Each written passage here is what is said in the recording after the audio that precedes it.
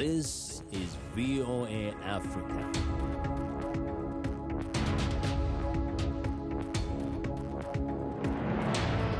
Hello, I'm Africa 54 Managing Editor Vincent Makori in for Estate the U-Word. It's Thursday, December the 17th. This is Africa 54. Due to the global outbreak of COVID-19, Voice of America is taking every necessary precaution to safeguard its employees. So our broadcast will look a little different today and in the near future as we, out of an abundance of caution, reduce our staffing at VOA headquarters here in Washington. We're working to help keep you informed about what's going on, and we appreciate your staying with us on Africa 54.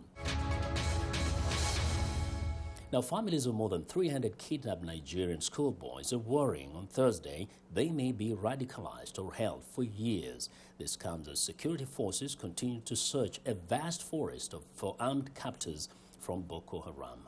According to an unverified audio clip from the purported leader of the terrorist group, Boko Haram is claiming responsibility for last week's raid on an all-boys school in the town of Kankara in northwestern Katsina State. Some parents who spoke to Reuters fear time may be running out due to Boko Haram's history of turning captives into jihadist fighters. Some also fear the boys could be taken over the border into Niger or at least split into groups to make finding them harder. Guinean President Alpha Conde has been re-elected to a controversial third term, and he is promising to tackle high-level graft. Neka Chile has the details. Guinea's President Alpha Conde has kicked off his third term with a vow to tackle high-level corruption, and a country ranked 130th out of 180 on Transparency International's Global Corruption Index. At a swearing-in ceremony in the capital Kankara on Tuesday, Conde pledged policies to help the poor, who he described as victims of bureaucratic neglect. Nous nous engageons à lutter avec fermeté. We promise to firmly fight against gangrenous corruption and clientelism. Copinage, le clientélisme. Nous voulons désormais, We want to govern differently, comme nous avons pris l'engagement, as we have promised to do before the people. gouverner autrement. And that means working with the most vulnerable layers of society. Couches les plus vulnérables. Conde announced that ministers, their wives and children will have to declare their wealth, while companies linked to ministers and senior civil servants will be excluded from winning government contracts. Guinea has enjoyed sustained economic growth during Conde's first two terms, particularly due to its mining industry of gold, diamonds, iron ore and bauxite. But few have seen the benefits. Unemployment remains high and power cuts and protests have been frequent. His decision to extend his decade on power was met with violent protests in which dozens of people were killed before and after the election. Conde is the second West African president in as many days to be inaugurated for a controversial third term. Like Alassane Ouattara in neighboring Ivory Coast, he argues that constitutional changes reset the clock on his presidency, allowing him to stand again. Neka Chile of Reuters filed that report.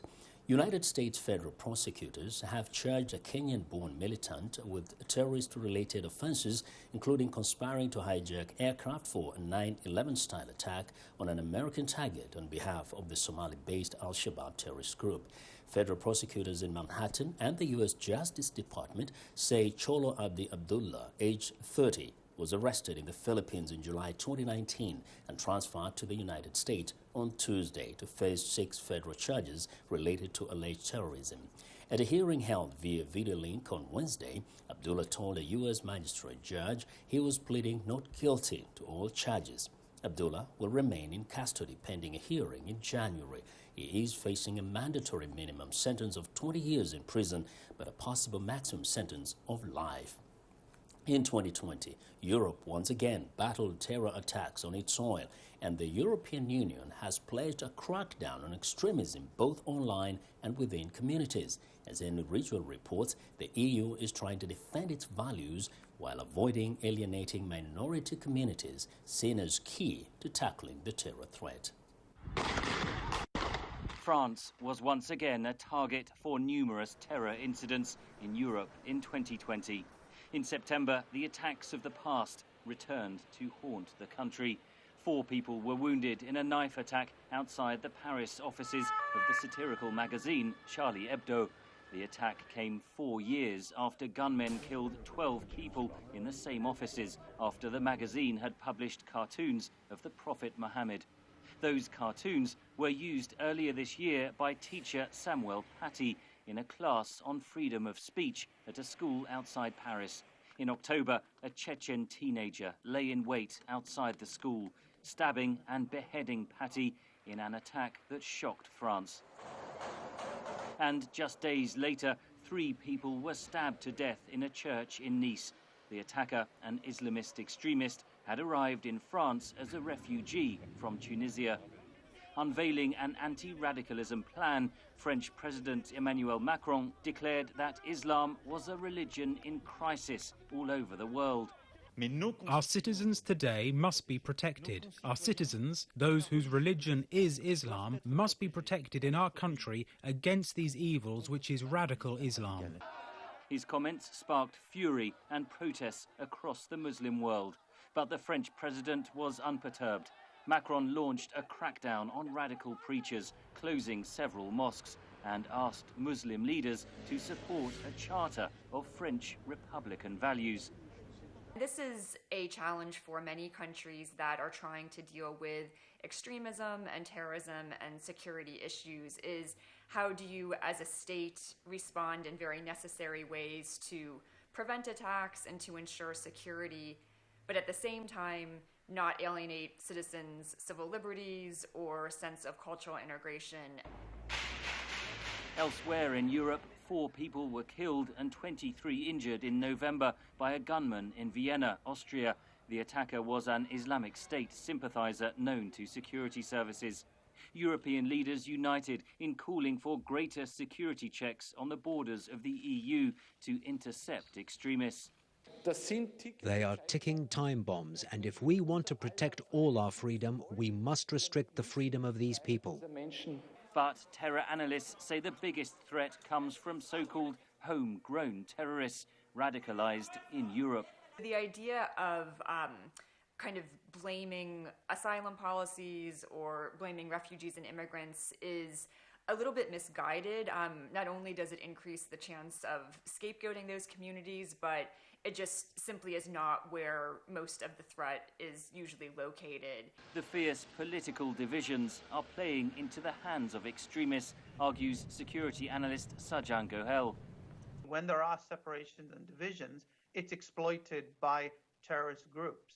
But Europe must always retain its values that it deems to be important, which are freedom of expression, even if sometimes that can be controversial.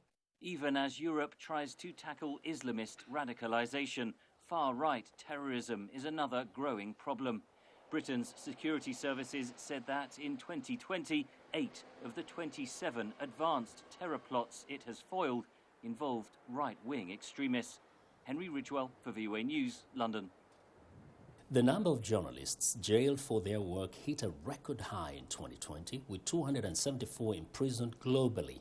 The annual survey by Press Freedom Organization committed to protect journalists lists China, Turkey, and Egypt as the worst jailers. Unrest in Belarus and Ethiopia led to a surge in arrests, and protests in the U.S. resulted in unprecedented numbers of arrests. VOA's Press Freedom editor Jessica Juriat has more. As details of a deadly new virus emerged in China, local journalists took to social media to report on it. In response, Beijing jailed them. Similar crackdowns on coverage contributed to a record 274 journalists in jail globally in 2020, data by the Committee to Protect Journalists shows. It is the worst year on record for imprisonments, 274, because of primarily 2 reasons. One is the reaction to the global health pandemic, which has been met by the increased use of false news charges or fake news charges against journalists in retaliation for their independent reporting, and by a crackdown related to protests. The pandemic adds urgency to the calls for justice for those detained. At least 2 died of COVID-19 in custody, and the family of a third, Kyrgyz journalist Azimjon Askarov, believe he also died from the virus. In a global health pandemic like COVID-19, a prison sentence for journalism could amount to a death sentence for journalism because you can't socially distance. They don't have access to personal protective equipment. And of course, prisons are vectors of infection. The committee's data acts as a snapshot of journalists in jail on December 1st, but many more were detained, then freed in 2020. In the US, more than 117 were briefly detained or arrested covering protests over racial injustice or related to the presidential election. Several still face charges. Protests have always been an incredibly dangerous place for journalists compared to other beats. And really, it began when George Floyd died May 25th in Minneapolis, Minnesota. By May 26th, we saw our first assault of a journalist covering national protests.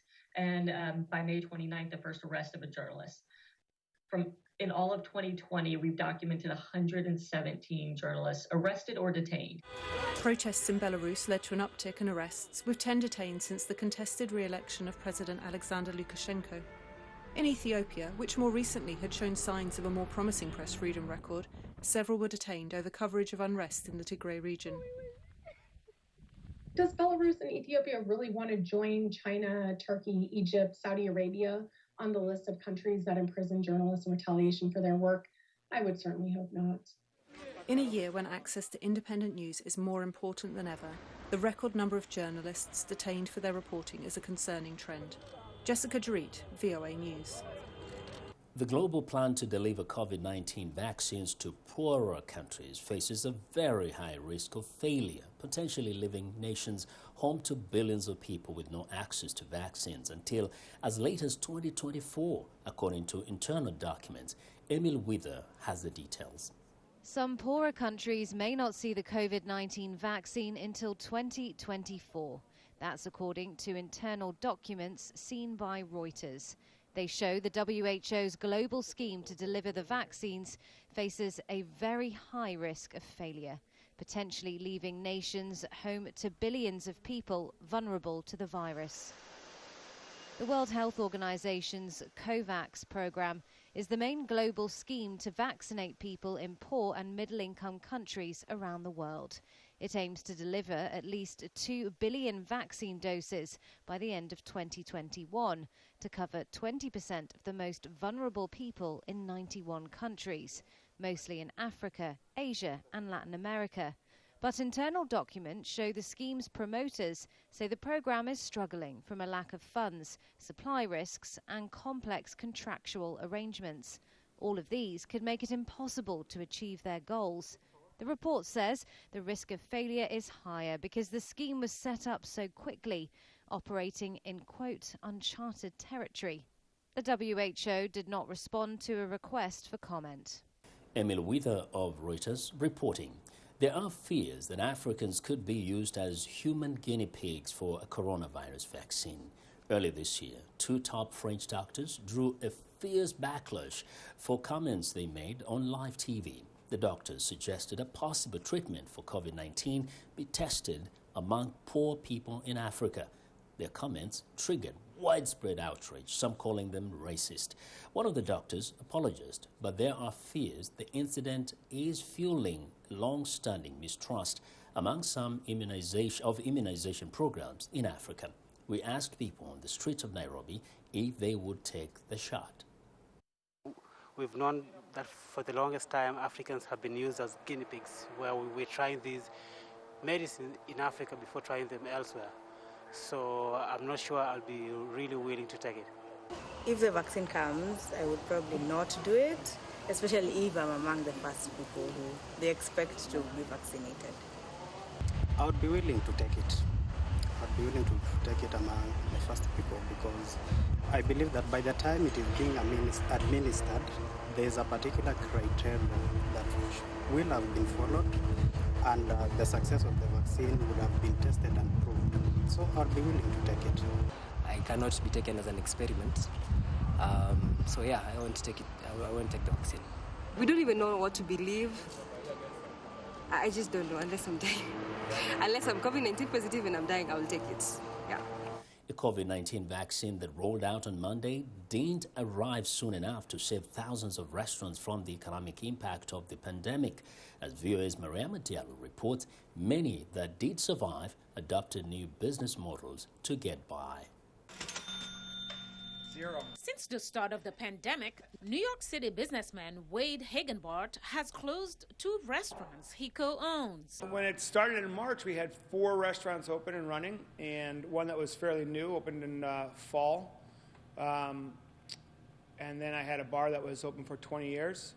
Both those places have closed. For 2 decades, he co-owned a restaurant and bar in Brooklyn called Angry Wade. And it was one of those things where, you know, the landlord deserves his rent, and I'm not going to pay him rent for the time that we're closed. So we came to an agreement. He took the keys back, and I walked away from a bar that had open for 20 years. He says they stayed open in the beginning with assistance from the government-funded Paycheck Protection Program, which helped small businesses like his maintain their payroll and cover applicable overhead. We used the PPP money that we received from the government, and after that was extinguished, there was nothing else we could do. We were losing money every week. Another businessman, Olivier Conan, pictured in the red scarf, didn't see how it was going to work, keeping his Brooklyn bar/performance indoor space, Barbès, open through the pandemic. Honestly, he says, that's what will keep this place surviving. As new COVID-19 vaccines are shipped across the nation, owners like Conan are hoping their businesses can make it until the pandemic comes to an end. Mariama Diallo, VOA News. We're excited to hear what you think about Africa 54. Join the discussion on Facebook. The address is Africa 54. We're also streaming our broadcast live on Facebook. Please watch and share our show with your friends. Also check out our headlines 24/7 on voaafrica.com. Still to come, a look at U.S. President-elect Joe Biden's plan on immigration policies affecting refugees and asylum seekers. We'll be right back.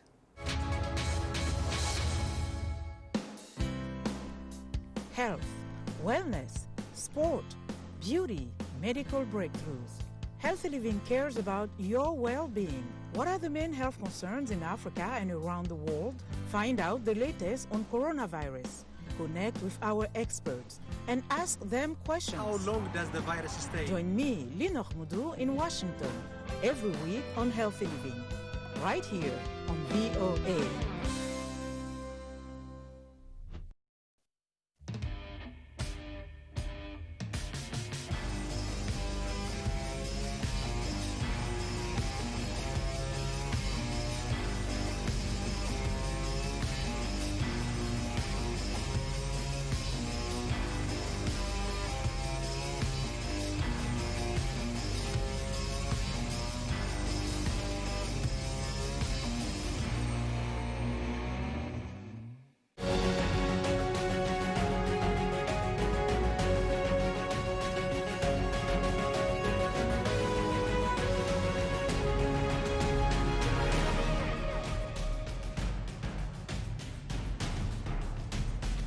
Welcome back to Africa 54.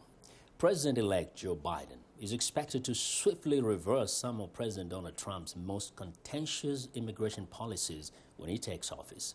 VOA immigration reporter Elaine Barros looks at Biden's plan to act on policies affecting refugees, asylum seekers, and DACA recipients. Travel bans restricting the asylum and refugee systems, family separations pushing to abolish DACA. These are some of President Donald Trump's immigration policies the president-elect Joe Biden has promised to reverse. Analysts say the incoming president will likely issue executive orders to overturn these policies. All of the things that President Trump did unilaterally, they can do unilaterally as well, or they can undo unilaterally. So, for example, the travel ban, I would expect to be vacated almost immediately. The refugee cap, I think, will be changed immediately. That's something that's clearly in the president's power to do. President Trump's efforts to end DACA, or the Deferred Action for Childhood Arrivals, sparked large protests during his 4 years in office. The Obama-era program shields from deportation people brought illegally to the United States as minors. Trump said the program amounts to illegal amnesty, but promised to help DACA recipients if Congress acted. I have a love for these people, and hopefully now Congress will be able to help them and do it properly. But Congress did not act, and DACA's fate became embroiled in the courts. The most recent court ruling on the issue orders U.S. immigration agencies to fully reinstate the DACA program.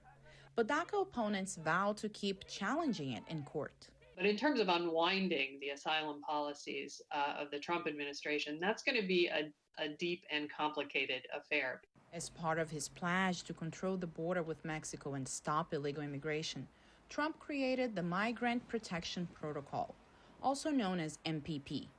The MPP requires migrants to stay in Mexican border cities while waiting for their immigration court hearings in the United States. Experts say undoing that and reinstating asylum protections will be the most difficult. I think they're probably going to slow walk that issue.